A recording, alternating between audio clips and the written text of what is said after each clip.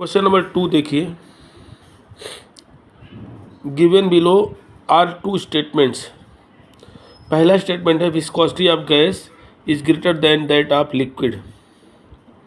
Viscosity of gases is greater than that of liquid. दूसरा है surface tension of liquid decreases due to the present of insoluble impurities.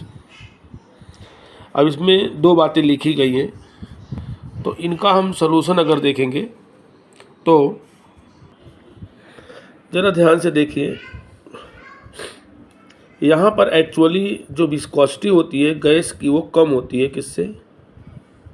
Liquid से। तो पहला तो गलत हो गया, तो बी ऑप्शन देखिए, statement 1 is incorrect but statement 2 is correct. Second तो राइट है, क्योंकि सही बात है कि अगर किसी लिक्विड में हम कोई इनसॉल्युबल इम्प्योरिटीज मिलाते हैं तो उससे क्या होता है? सरफेस टेंशन में कमी आती है। Surface tension of liquid decreases. First is incorrect, second is correct. B option right है, बी ऑप्शन राइट है। क्वेश्चन नंबर 3 देखिए, if the refractive index of the material of prism cot a by 2 where a is the angle of prism then the angle of minimum deviation will be। निकालना है, 4 option दिया गया है।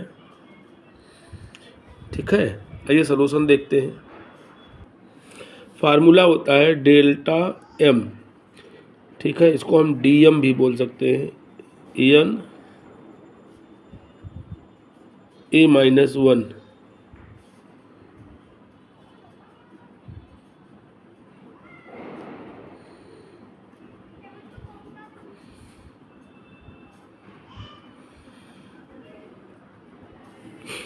ये formula नहीं लगाना है हमको, ये लगाना है इंडेक्स जो होता है n इक्वल टू साइन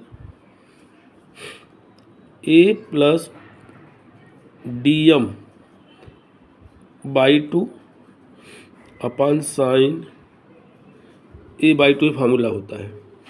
अब एन बुक में दिया है cot a by 2, cot a by 2 N के प्लेस पर रखेंगे तो हो जाएगा cos a by 2 upon sine a by 2। ठीक है, और नीचे भी वही चीज़ है, sine a plus D M by 2 upon sine a by 2। ये कट जाएगा तो यहाँ पे साइन है, यहाँ कॉस, तो इसको हम चेंज कर लेंगे, दिमाग लगाएंगे इसमें। तो क्या हो जाएगा देखिए, यहाँ पर जो कॉस है वो बन जाएगा साइन 90 माइनस, तो लिख देंगे pi by 2 minus a by 2 यहाँ पे। तो साइन साइन कट जाएगा, कॉस की प्लेस पे लिखूंगा साइन 90 माइनस a बाई 2। बाई तरफ साइन, दाई तरफ साइन, कंपेयर करेंगे तो थीटा थीटा से कंपेयर होगा, तो यहाँ आएगा a plus D M by 2। a by 2 cut गया, D M by 2 pi by 2। तो ज़रा ध्यान दीजिए यहाँ पर, a बाई 2 यहाँ पे है, यहाँ माइनस है, तो a बाई 2 जब बाई तरफ जाएगा तो हो जाएगा माइनस a, आधा आधा 1। ठीक है, और ये बन जाएगा पाई। तो यहाँ पे फाइनली अगर देखा जाए तो क्या बचेगा? Pi by 2 minus a equal to D M by 2। ठीक है, अब मैं 2 को इधर लेके जाऊंगा तो यहाँ हो जाएगा पाई, यहाँ हो जाएगा 2, तो डी एम क्या आएगा? Pi minus 2a। क्या आएगा? Pi minus 2a। ऑप्शन देखिए, पाई माइनस 2a, पहला ही ऑप्शन राइट है, पाई माइनस 2a। हम बात कर लेते हैं क्वेश्चन नंबर 3 की।